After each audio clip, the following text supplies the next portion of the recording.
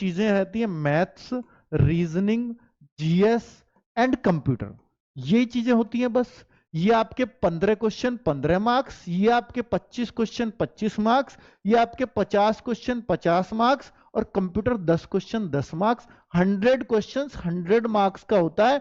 1.5 घंटा आपको मिलता है, इतना आप सबको पता होगा। 1/4 की नेगेटिव मार्किंग होती है। और मेरे भाई इसमें ना, इसको बच्चे सोचते हैं कि 15 नंबर का है, बहुत ज्यादा ध्यान मत दो। मेरे भाई रीजनिंग ऐसी चीज है, इसको हर बच्चा पूरे में से पूरा करता है, और जो नहीं करता वो तो वैसे ही सिलेक्शन नहीं होना। तो ये पूरी होती है हर बच्चे की।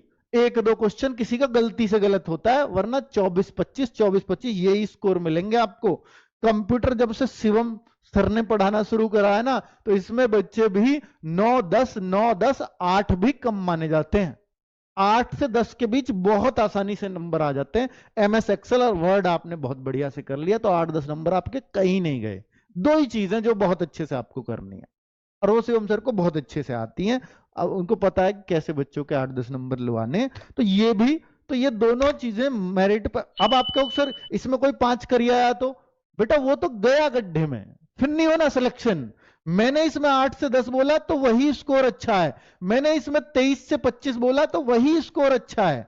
इसके बीच में इससे नीचे अगर गए तो कम है, इससे नीचे अगर गया तो कम है। अब बात बचती है मैथ और जीएस की। यही दो चीजें जिनसे सिलेक्शंस होते हैं, क्योंकि ये दोनों तो बच्चे इतना ही करते हैं।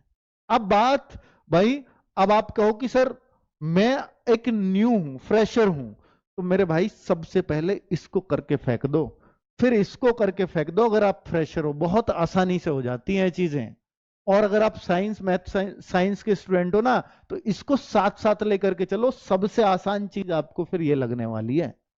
लेकिन कुछ बच्चों के लिए सबसे मुश्किल चीज ये होती है, और इसको छोड़ के चलते हैं। भाई इसको छोड़ना, समझ लीजिए दिल्ली पुलिस में अब कोई सी भी एक सब्जेक्ट को लूज पकड़ा, इसलिए तो दिल्ली पुलिस को क्यों लोग मुश्किल मानते हैं, क्योंकि अगर कुछ भी लूज छोड़ा तो आपका सिलेक्शन नहीं होना। और चारों पे कमांड होना ये कला है। चारों पे कमांड बहुत ही कम बच्चे बना पाते हैं, इसलिए तो आसानी से सेलेक्ट भी हो पाते हैं। अब मैं आपसे कहता हूं कि भाई मैथ्स को इतना जरूर रखना, चाहे आपका कितना भी कमजोर है। पर भाई कमजोर वालों के लिए कह रहा हूं कि 12-13 क्वेश्चन आपके हो जाएं हर हाल में, इतना जरूर रखना। और इतने हर किसी को करने लायक आते हैं इसमें। बस 1-2 क्वेश्चन को अगर छोड़ दें तो 12-13 क्वेश्चन हर बच्चा कर सके, ऐसा ही मैथ पूछा जाता है। ठीक है, बस ये थोड़ी प्रैक्टिस ज्यादा मांगता है बाकी सब्जेक्ट्स के मुकाबले। ठीक है, अब मैं आपसे बात करता हूं जीएस की। मेरे भाई जीएस के 50 क्वेश्चंस होते हैं।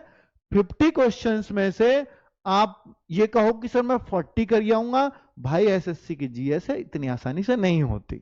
वो बात अलग है कि नवीन सर से पिछली बार 3 बजे का प्रैक्टिस सेट पढ़े बच्चे और वो 38-40 भी करके आए, वो बात अलग है। तभी तो वो 89-90 उनका स्कोर बना, इसलिए बना। पर 89-90 पर रैंक 1 आती है, और विद नॉर्मलाइजेशन सोचो, हालांकि उनको 1-2 का ही मिला था, नहीं तो वो तो 90 पे एक रैंक आ जाती है इसके अंदर।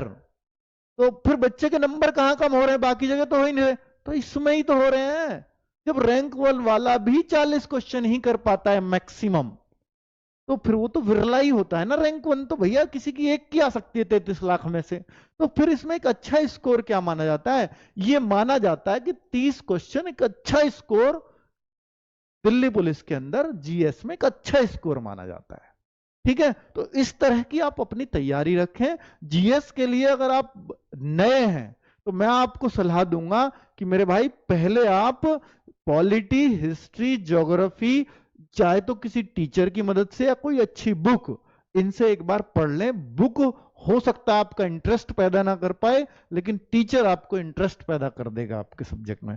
पॉलिटी, हिस्ट्री, और भाई देखो साइंस भी होता है, इकोनॉमिक्स भी होता है, वैसे तो स्टैटिक भी होता है, पर ये सारी चीजें थोड़ी थोड़ी आपको पढ़नी तो पड़ेंगी, तभी ये जीएस बन पाती है। क्योंकि अगर आप 30 प्लस की उम्मीद करते हो तो इन सारे